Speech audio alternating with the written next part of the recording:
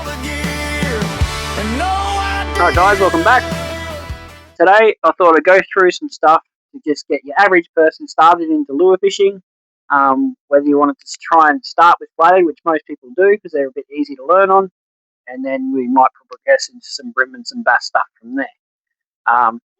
So plastics are probably easier for most people to get started because they don't have to buy a heap of different hard body lures at different depths depending on where you're going. You just buy one pack of plastic, so to speak, and a couple of different weight jig heads, and you can fish them at any depth depending on how far you let it sink. So plastic is definitely the easiest thing for most people to get started with. Now there's a million different plastics you can buy, and everybody has their favourites. I definitely do have a couple of favourites that I go to, but I've just picked a few out here that anybody could use to get started chasing flathead. Now, for a long time, my favourites have definitely been your Kitech Easy Shiners in the 4-inch. They just swim really well. They have a really good action, but the downside to them is they're a very soft base plastic, so they get destroyed very easily. So you can chew through them quite quickly, but they do catch fish very, very well. Your prawn imitations from Bait Junkie, I use them a lot, 2.35 in the 3-inch. Prawn imitations are everywhere at the moment, and everything pretty much eats a prawn. So they are a very good starting point as well. And then we've also got your squidgy lobbies. Now, I used to use these a lot when Shimano first brought them out, and they just brought them back, so I've just started to use them again as well. So anything like that, anything say between 70 to 100 mil is going to be very, very good as a flathead starting one. And another fish imitation for a bigger body, that's your 4-inch RT paddle flex. So I've caught plenty of flathead on them as well. Now, weight-wise, you're going to be using between, say, a 1/8 to a 1/4 jig head, depending on where you are, and hook size, depending on which one of those plastics you pick, could be a 1/0 to a 2/0 hook. Now, on most occasions, in a 3-inch plastic, I'd probably go a 1/0. In a 4-inch plastic, I'd go a 2/0. But you can pick and choose that depending on whether it's a thinner profile or a fatter profile as well. That can change that. Some of the plastic packets now, especially like your dial ones, on the back of them, they'll give you a rough recommended jig head size on the back for the plastics as well. In hard body wise, there's a million different ones, but the biggest selling probably one on the market would be a Daiwa double clutch. But you could also go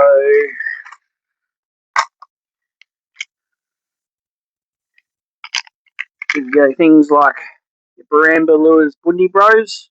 I've used them in the deeper water. They're a deeper diver. If you're up on your shallower sand flats, I use a lot of these guys as well. The Smarky Redix 60 long casts. I've got a lot of flathead on them. Got some of the Daiwa spikes, things like that. And your depth is just going to vary. So your most common on your sand flats is going to be a 1.5 to a 2 meter diver, whereas I do have some in here that go sort of 3 to 4 meters for fishing those deeper channels in case the fish have dropped back off those flats. So that's probably got your flathead side of things done. So guys that wanting to start chasing brim in plastic wise, I generally stay around 2 to 2.5 inch most common.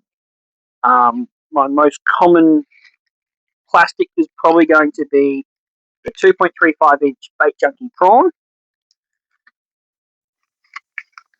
the 2.5 inch Crush City Imposter, or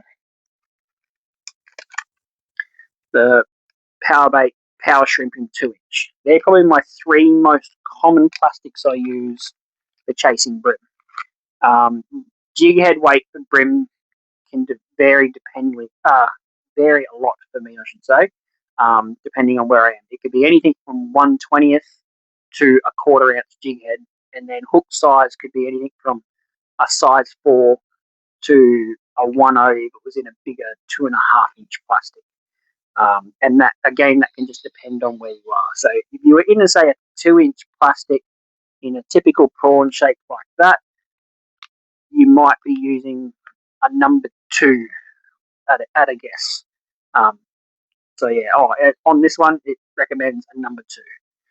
And around pontoons and things like that, where there's not a lot of current, that's where I'll keep them super, super light, and I'll run like 1/20th. Whereas if there was current there and that's when I'm going to get up to say 1/8, or a big rock wall in the middle of the river where there's a lot of current. That's when I might go to a 3/4 and fish it like that, just depending on what the conditions are on the day. Simple hard body wise, short, chubby style hard bodies are probably the most common for bream. Things like, I've got this one.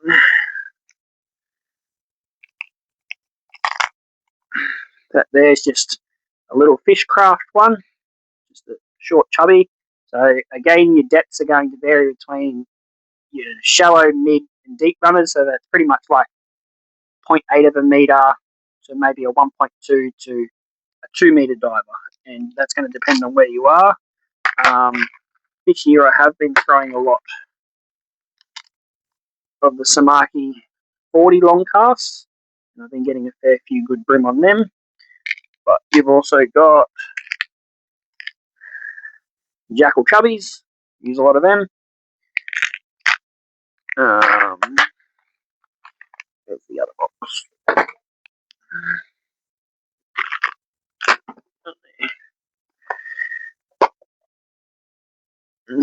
Now, if you're happy to spend a bit of money and you're not too scared to lose them, cranker crabs.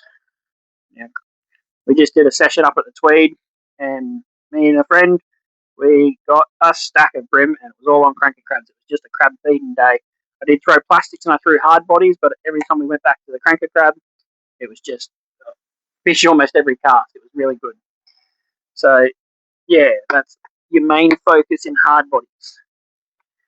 Now, one lure that I do find works very well as an all-round lure and sort of a bit of a searching lure, I suppose you could almost call it, would be a blade or a soft vibe. Now, I tend to use probably more soft vibes than I do blades these days, but I do have both. And probably my most go-to is the Samaki soft vibe.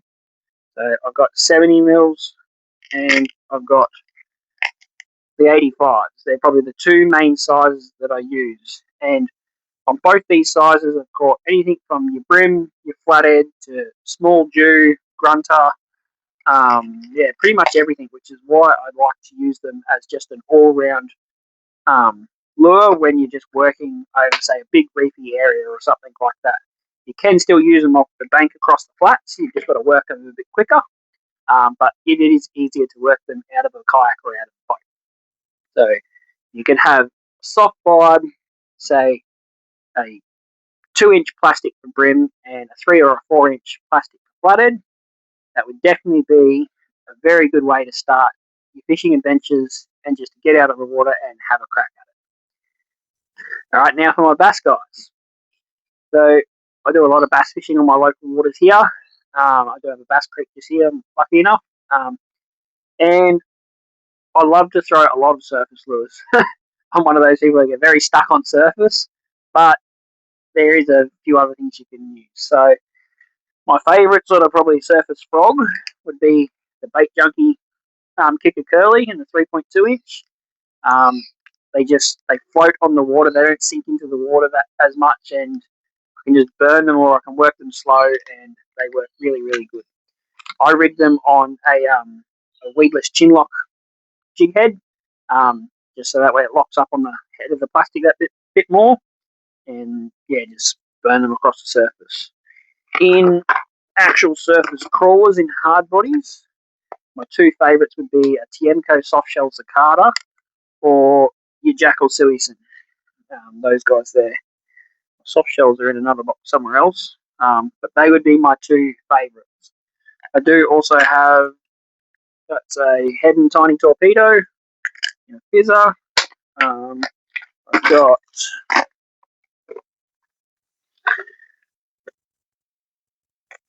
some old jitterbugs still. One little Bill's bug fizzer left, and your Barambaluas lizards, and your Bidgewongs, baby one,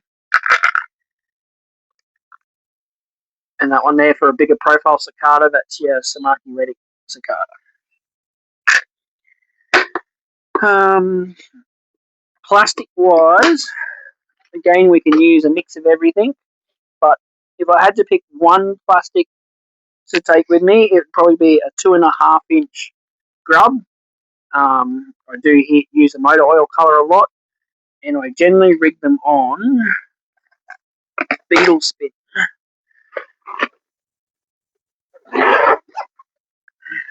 So here I probably use a 1/8 and a 1/4 jig head a lot, but that can just vary depending on where you are again. And I just rig up a beetle spin on there, so that just clips to the top of the jig head, and it sort of becomes a spinnerbait, so to speak. Just allows you to change the plastic to whatever you would choose. So if fishing was tough and I was searching for fish, that's almost what I go to. I just stick on a beetle spin and away I go. And I've caught plenty of bass in all different places on them. I do have chatterbaits and all those other sorts of things as well, but I'm just trying to keep it basic and simple for you. So bass fishing, if you could pick just 2.5 inch grub on a beetle spin, that would be a very good sort of all-round bait. Surface lure, yeah, Tiemco softshell cicada or jackal suisan, that would be my pick. And then in a hard body, if you wanted to go a hard body, I would go, depending on your depth and where you are, I suppose. So I use jackal soul flats. I've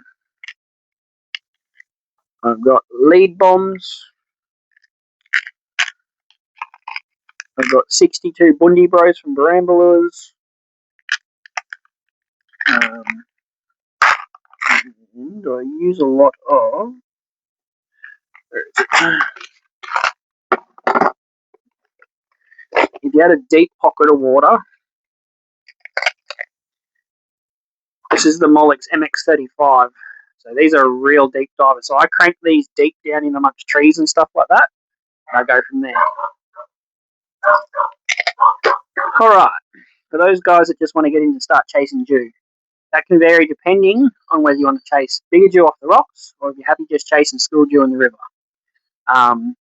It can depend on the gear you've got too. Off the rocks, you're going to need longer, heavier gear than what we will chasing the smaller fish in the river. So, most commonly, what I would use for school dew in the river would be a soft vibe or probably like a 5-inch plastic. Again, that's coming back to the Samaki soft vibes that I use a lot. That 85 to 100 mil is probably my most common. I probably still use more 85s, just like most of the time it's your herring and things like that they're eating in the river. They do still eat mullet and things like that as well, but yeah, I just find that 85 size to the 100 size would be your best bet, especially fishing around like your bridge pylons and things like that. In plastics, you can use. Lately, I've been using the dial 5-inch jerk shads actually in the Pinky Snapper Go. These ones. So yeah, I was using 5-inch jerk shad in Pinky Snapper Go. White is very popular, but people do run a lot of paddle tails, so they're only 4-inch. They're Sicarios, but you can go to a 5-inch as well. If you wanted to step up and chase your bigger dew, whether you're still in the river or you don't go off the rocks, that's when we can step into sort of 7-inch plastics, or if you know that they're feeding on bait up towards the top of the column, that's when we start throwing your bigger hard bodies in the river, or we use these off the walls a lot chasing those bigger fish. So that's a Levy lure, Dewey 160. Yeah, that would be my go-to hard body lure.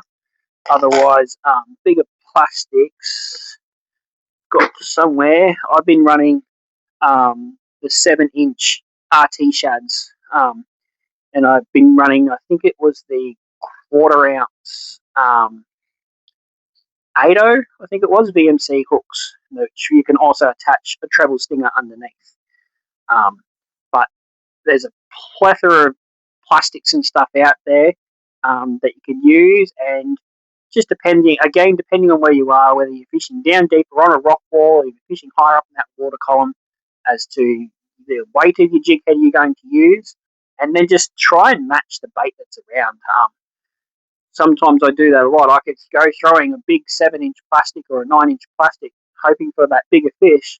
And although the bait they're eating is only herring this big, all of a sudden you drop back and then you go, why didn't I do that sooner? So try and match the hatch. But yeah, common sizing, definitely 5 to 7-inch plastics or your bigger hard bodies for your bigger fish. So yeah, hopefully between all of that, that can get you going, get you started. And like I said, if you've got any more questions or you want to ask anything, just let me know and we can go from there. Thanks for watching.